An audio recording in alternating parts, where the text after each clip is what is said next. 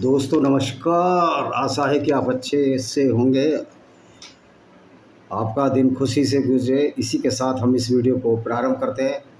दोस्तों आजकल BJP party, लोग कह रहे हैं कि बीजेपी पार्टी मोदी ये सौगात बांट रही है, जिसमें करीब ये 150 या 200 करोड़ रुपया देंगे मुसलमानों को बीजेपी पार्टी।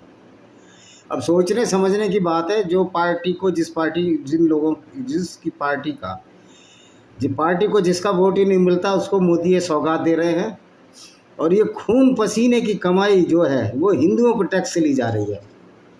मतलब अब ये बीजेपी हिंदुओं से ब्लैकमेलिंग पर उतर आई है कि बेटा तुम जाओगे कहाँ। और ये बात तो गाज़ियाबाद का तो शायद मर भी गया होगा वो। जब हम स्टूडेंट थे तो औपचारिक बातचीत में वो कहते थे, अनौपचारिक बातचीत में जो कि कमरे में होती है, मैं भी बैठा था वहाँ, कि ये जाएंगे कहाँ, हिंदुओं को वोट यहीं देना पड़ेगा। तो हिंदू तो गुलाम हो गए तुम्हारे, और हिंदू हैं कि गुलामी में खुश हैं, पहले मुगलों की गुलामी। अब ये कहते हैं कि बीजेपी छोड़ हम जाएं कहाँ, कोई पार्टी नहीं है। तो बीजेपी वालों को आप मजबूर कर सकते हो ना कि आप इस तरह की हरकतें करोगे तो फिर आप पार्टी सत्ता से बाहर हो जाओगे, फिर मुस्लिम तुष्टीकरण शुरू हो जाएगा। यही तो बीजेपी आपको ब्लैकमेल करती है हिंदुओं को।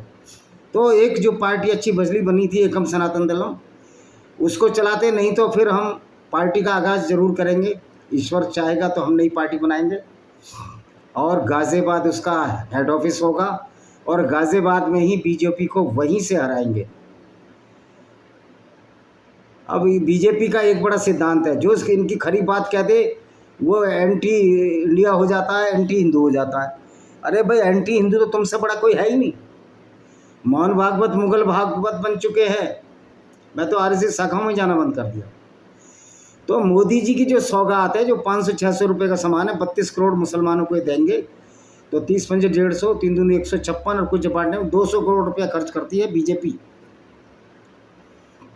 वैसे मैंने एक आरटीआई निकाली है कि जिसमें इन्होंने रोहिंग्या बांग्लादेशी मुस्लिमों को जो कॉक्स बाज़ार में रह रहे हैं उनको भी 48 करोड़ रुपया अब तक दिया। अब नई फ्रेश आरटीआई देखता हूँ, आरटीआई मांगी है, क्या उसका जवाब आता है, आज खोल के देखता हूँ, शायद आ जाए। तो कुरान की कुछ आयतें हैं जो ये कहती हैं कि गैर मुस्लिमों से हमें दोस्ती नहीं रखनी। तो मुझे लगता है मोदी जी अल्लाह से भी बड़े हो गए हैं। मोदी जी अल्लाह से भी बड़े हैं, तभी तो मुसलमान उनकी सौगात ले रहे हैं। क्योंकि यद्यपि मैं बता चुका हूँ कि कुरान का अल्लाह तो एक फैब्रिकेटेड फॉल्स कैरेक्टर है जो मोहम्मद ने अपने फ़ायदे के लिए बनाया। तो हम ये मानकर चलेंगे मुसलमानों की दृष्टि से ये अल्लाह है। हमने तो अपने वीडियो में साबित किया अल्लाह नाम की कोई चीज़ नहीं है। आप पिछले वीडियो देख सकते हो मेरे 3 और चैनलों पर, उसमें हमने अल्लाह की धज्जियाँ उड़ाई हैं, बताया कि अल्लाह नाम की कोई चीज़ नहीं है। लेकिन ये मानकर कि मुसलमान अल्लाह को मानते हैं, हम इसी पर चलेंगे और इस पर ही इसको आधार लगाएंगे।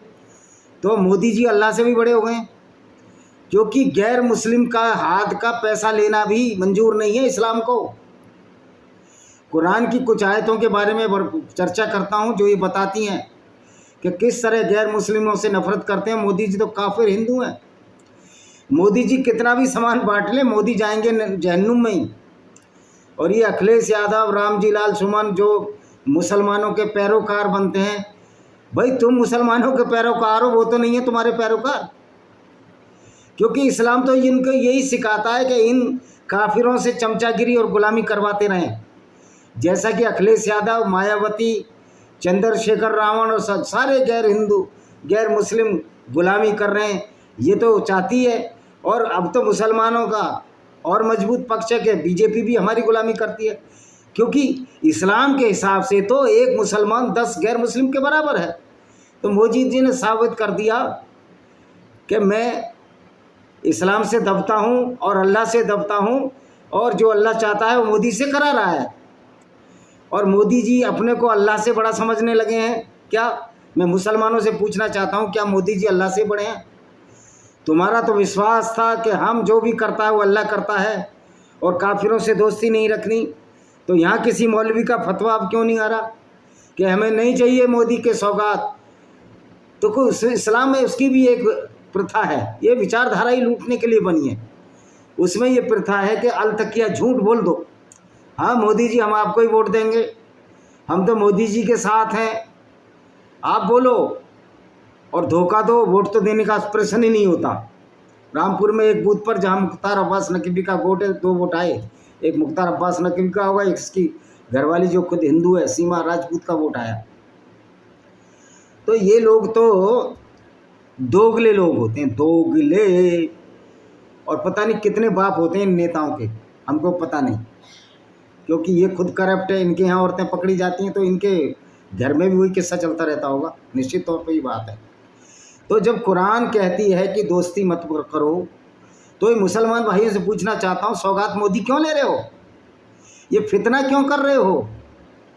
तो तुम मतलब परस्त नहीं हो, तुम तो अल्लाह की राह में बहुत बड़े पापी हो गए, तुमको तो नरक मिलेगा। क्यों तुम काफिर मोदी से जो गिफ्ट ले रहे हो, सौगात मोदी जो बीजेपी की पार्टी है, बीजेपी कह रहे हैं, बीजेपी पार्टी दे रही है, तो तुम तो फितना कर रहे हो, तुम तो गुमराही में पड़े हो, तुम तो जिन काफिर के हाथ से ले रहे हो, तुम तो, क्योंकि इस्लाम में तो काफिर के हाथ से कुछ लेना ही नहीं है, हाँ काफिरों को लूट लेना है, ताकत से लेना है।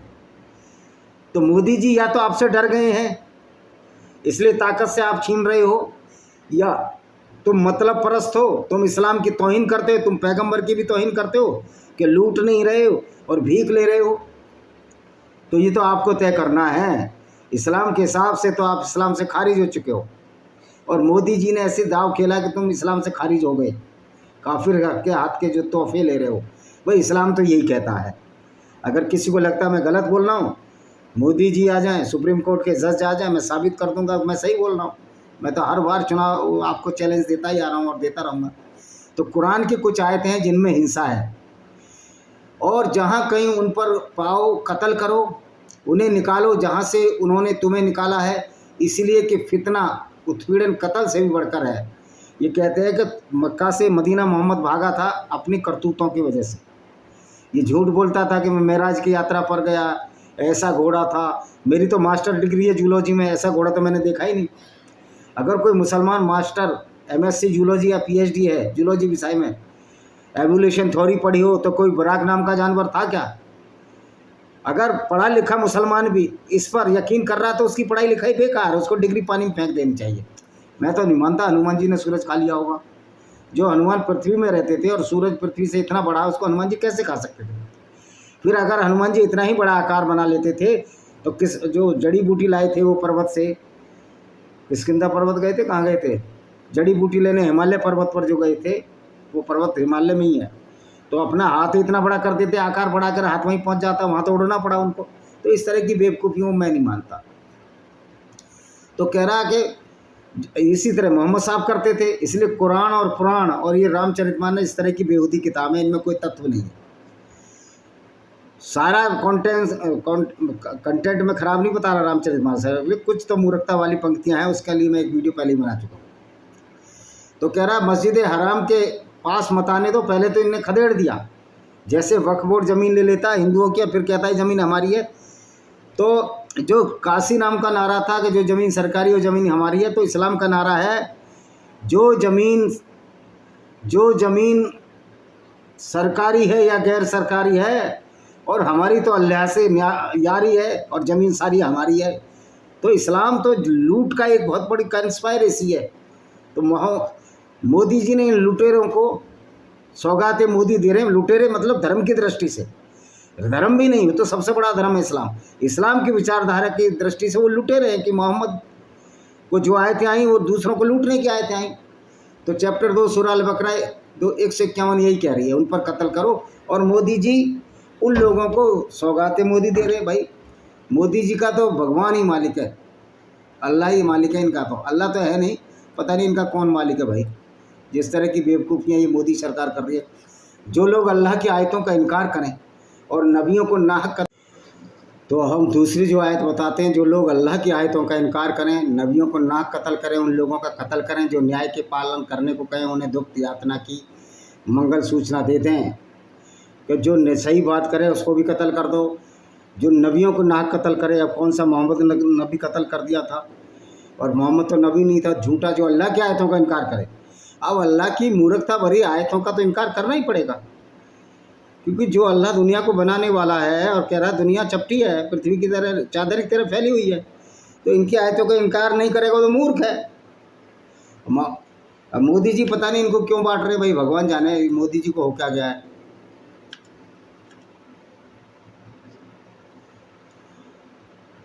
तीसरी आयत है चैप्टर 5 अल मायदा, आयत नंबर 33। जो लोग अल्लाह और उसके रसूल से लड़ते हैं, धरती के लिए बिगाड़ पैदा करते हैं, दौड़ धूप करते हैं, अल्लाह और उनके रसूल से लड़ते हैं, उनका बस बदला यही है कि बुरी तरह से कत्ल किए जाएं, या सूली पर चढ़े जाएं, या उनके हाथ पैर विपरीत दिशाओं में काट डाले जाएं, या उन्हें देश से निष्कासित कर दिया जाए। ये अपमान और तिरस्कार उनके लिए दुनिया में है, आखिरत में बड़ी यातना है। कि जो धरती में बिगाड़ पैदा कौन करते हैं? गैर मुस्लिम। क्या बिगाड़ पैदा करते हैं? वो अपनी बहन को बहन समझते हैं, चाचा की बहन को भी बहन समझते हैं, मौसी की लड़की को भी बहन समझते हैं, चाचा की लड़की को भी बहन समझते हैं। लेकिन इस्लाम में तो अपनी माँ से भी शादी करने की इजाज़त है। तो बिगाड़ मुसलमान पैदा कर रहे हैं, इस्लाम पैदा कर रहा है कि गैर मुस्लिम पैदा कर रहे हैं? इस्लाम में तो औरतों को भी लूटने की इजाज़त है, तो ये बिगाड़ तो गैर मुस्लिम कर रहे हैं, गैर मुस्लिम नहीं कर रहे, तो मुस्लिम कर रहे हैं। तो फिर कत्ल क्यों गैर मुस्लिमों के लिए? क्योंकि अल्लाह की मूर्खतापूर्ण गैरता भरी बात और अल्लाह की गुंडागर्दी और हिंसा पर नहीं चलते गैर मुस्लिम, इसलिए कत्ल कर दो। अल्लाह की वो मूर्खता वाली बात कि धरती स्थिर है, अल्लाह कहता है, और सूर्य उसको चारों तरफ चक्कर लगाता है, उसको ना मानो तो कत्ल कर दिए जाओ। तो ये अपमान तिरस्कार किनका कर रहे हैं? जो अच्छे लोग हैं। इस्लाम अच्छे लोगों को तिरस्कार करता है, और जो गुंडे और बदमाश और जो पेशेवर लुटेरे, जब पैगंबर साहब ही लुटेरे थे, काफिले लूटते थे, उनको ये जन्नत देता है, यानी स्वर्ग देता है। अब इस तरह समझो किस तरह की मूर्खतापूर्ण बातें हैं। और देखिए, जिन लोगों ने हमारी आयतों का इनकार किया उन्हें हम जल्दी ही आग में झोंकेंगे। जब उनकी खालें पक जाएंगी तो हम उन्हें दूसरी खालों में बदल दिया करेंगे, ताकि वे यातना का मज़ा चखते रहें। निसंदेह अल्लाह प्रभुशाली तत्वदर्शी है। अल्लाह बहुत जानता है, तेरा बड़ा प्रभावशाली है। अल्लाह प्रभावशाली होता तो मोहम्मद के दांत बचा लेता। मोहम्मद पैगंबर के ऊद की लड़ाई में 2 दांत तोड़ दिए, और अल्लाह नशे में गाफिल फरिश्ते नहीं भेजे। जहाँ मोहम्मद जीत जाते थे वहाँ कहते थे हमारे साथ फरिश्ते भी लड़ रहे थे। तो इस तरह ही लोगों को मूर्ख बनाते थे। तो अल्लाह तो इसलिए फैब्रिकेटेड है। छोड़ो उन लोगों को जिन्होंने अपने धर्म को खेल और तमाशा बना लिया। तो तुमने ही तो सब तमाशा बना रखा अपने। ये धर्म क्या, ये तो बहुत बड़ा अधर्म है। गैर मुस्लिमों को गाली देना, उनकी औरतों को लूटना।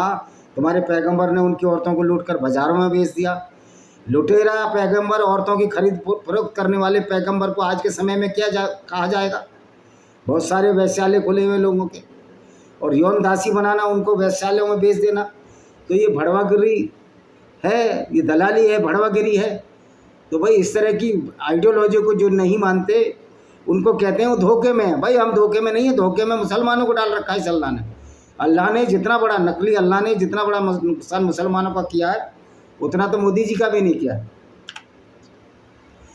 और उन्हें नसीहत करते रहो, कहीं ऐसा ना हो कोई अपनी कमाई के कारण तबाही में पड़ जाए। अल्लाह के छुटकारा पाने के बदले के रूप में हम सब संभव चीज़ देने लगेंगे तो भी उनसे न लिया जाए। तो उनके लिए क्या, पीने के लिए खौलता पानी है, और ऐसा पेड़ है जो कि जखूम का पेड़ खाएंगे वो लोग।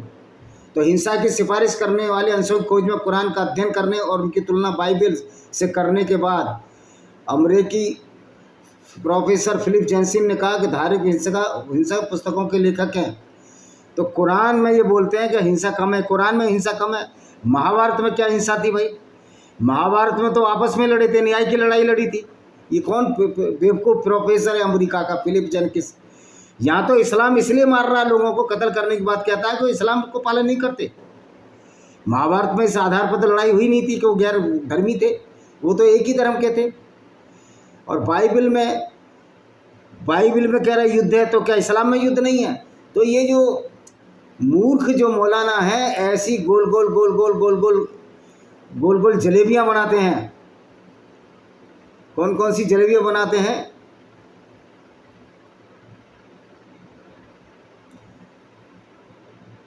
ऐसी गोल गोल जलेबियाँ ये बनाते हैं कि नहीं जी इस्लाम तो बड़ा अच्छा है, इस्लाम। अरे तुम्हारा इस्लाम की बेस बुनियादी खोखली है। तो देखिए, अब देखिए कई लोगों की गलतफहमी है, कुरान में हिंदुओं को काफिर कहकर पुकारा जाता है, जिसे वो गाली जैसा सब समझता है। ये पता करते हैं इन दोनों को सोचना कहाँ तक सही है। काफिर दरअसल मुस्लिम के विपरीत अर्थ में प्रयोग जाना मात्र है। दुनिया की हर भाषा में हर शब्द का प्रतिकूल विलोम विपरीत शब्द होता है। तो जो मुसलमान नहीं है वो काफिर है। मुस्लिम और काफिर का उपयोग शब्द मुस्लिम का मूल अर्थ मान लेने वाला या संपूर्ण करने वाला है। इस शब्द का वो उस व्यक्ति के लिए किया जाता है जो निम्नलिखित बातों में विश्वास रखता है कि अल्लाह एक है, अल्लाह को किसी भी चीज़ की आवश्यकता नहीं है, अल्लाह के माता पिता या बच्चे नहीं हैं, अल्लाह जन्म प्रजाति जाति के आधार पर भेदभाव नहीं करता। अल्लाह तो बहुत भेदभाव करता है, अल्लाह तो जन्म जाति के आधार पर भेदभाव करता है। गैर मुस्लिम को कत्ल करने की बात कहता है। ईश्वर के पास नींद, बीमारी, याददाश्त में कमजोरी जैसी कोई कमजोरी नहीं है। अल्लाह की तो याददाश्त बड़ी ख़राब है। अल्लाह ने दुनिया बनाई और अल्लाह भूल गया बना के दुनिया कि धरती गोल नहीं, गोल है। अल्लाह कहता है चादर की तरह, तो अल्लाह की तो याददाश्त भी खराब है। अल्लाह तो बीमारी रहता है हमेशा, और अल्लाह के बराबर कोई नहीं। अल्लाह के बराबर तो कोई हत्यारा कातिल तो कोई नहीं है अल्लाह के बराबर, इसमें कोई शक नहीं। तो ये जो है काफिर जो शब्द है वो अपमानजनक शब्द है, और कुछ हिंदू, बेवकूफ़ हिंदू भी इसकी तायद करते हैं कि ईश्वर अल्लाह एक ही है। जहाँ अल्लाह गैर मुस्लिमों को कत्ल करने की बात कहता है, वहाँ ईश्वर, सनातन धर्म ये कहता है, क्या कहता है सनातन धर्म? सनातन धर्म ये कहता है कि वसुदेव कुटुंबकम। तो जब इस तरह की जो मोदी जी उनको जो बांट रहे हैं, इसमें तो साफ साफ लिखा है गैर मुस्लिमों से दोस्ती ना बनाई जाए। वो कुरान की मैं 24 आयतें भी आपको पढ़ के सुना देता हूँ। कौन सी 24 आयतें हैं जिसमें साफ साफ लिखा है गैर मुस्लिम से दोस्ती ना बनाई जाए और काफिर के हाथ का कोई सामान ना लिया जाए। लेकिन मोदी जी भी एक काफिर है और सामान बांट रहे हैं। वाह भाई वाह। वो 26 जो सुराएं हैं, जो 26 आयत हैं, जिस पर मुकदमा भी भारत में भी दायर हो सका और किसी की तो औकात नहीं जो कहीं दायर करते, वो मुकदमा जीत गए थे जस्टिस लोहासी ने। और 26 आयतें हम आपको पढ़ा के बता रहे हैं। देखिए कौन कौन सी 26 आयतें हैं। इन मौलानाओं की बातों पर मत जाइए। ये वसीम रिजवी ने मुकदमा लगाया था, और देखिए ये कौन सी आयतें हैं, सारी आयतें दे रहे हैं। देखो शुरू से लगाते हैं हम आयतें की। चैप्टर 9 पहले 5 है शायद, हाँ, वर्ष 9 यानी कि अल तौबा सूरा 5 क्या कहती है? जब हराम प्रतिष्ठ महीने बीत जाएंगे जो रमज़ान का चल रहा है, तो मुशरिकों को जहाँ कहीं पाओ कत्ल करो, उन्हें पकड़ो, उन्हें घेरो, उनकी हर हाथ की जगह उनकी ताक में बैठो। यदि वो तौबा कर लें और नमाज कायम कर दें, ज़कात देते, तो उनका मार्ग छोड़ दो। निश्चय ही अल्लाह बड़ा क्षमाशील दयावान है। यानी कि जब इस्लाम कबूल कर लें उनको छोड़ दो, वरना छोड़ना नहीं है। तो मोदी जी आप कितना भी बांट लो, जब इस्लाम उरूज पर आएगा, हालांकि अब इस्लाम पढ़ना नहीं है, ये तुम्हारे साथ भी वही सलूक करेंगे, तुमको भी मुसलमान बना देंगे। मोहम्मद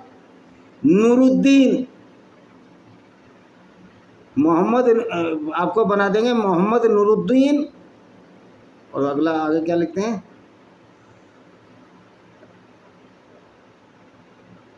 मोहम्मद नूरुद्दीन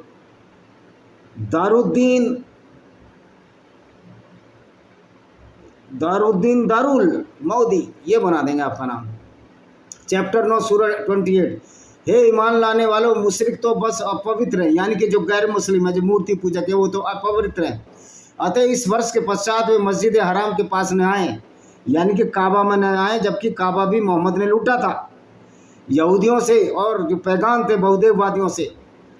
और यदि तुम्हें निर्धनता का भय हो तो अल्लाह चाहेगा तुम्हें अपने अनुग्रह से समर्थ कर देगा। निश्चय अल्लाह सब कुछ जानने वाला अत्यंत। कह रहा अगर तुम्हें कोई भय हो, हम गरीब हो जाएंगे, क्योंकि यहूदी अमीर थे, तो मोहम्मद ने तो पहले ही प्लान बना दिया था कि आप मुसलमान तो बनो, मैंने तुमको पक्का लुटेरा ना बना दिया, काफिले ना लुटवा दिए यहूदियों के, और वो लुटवाए।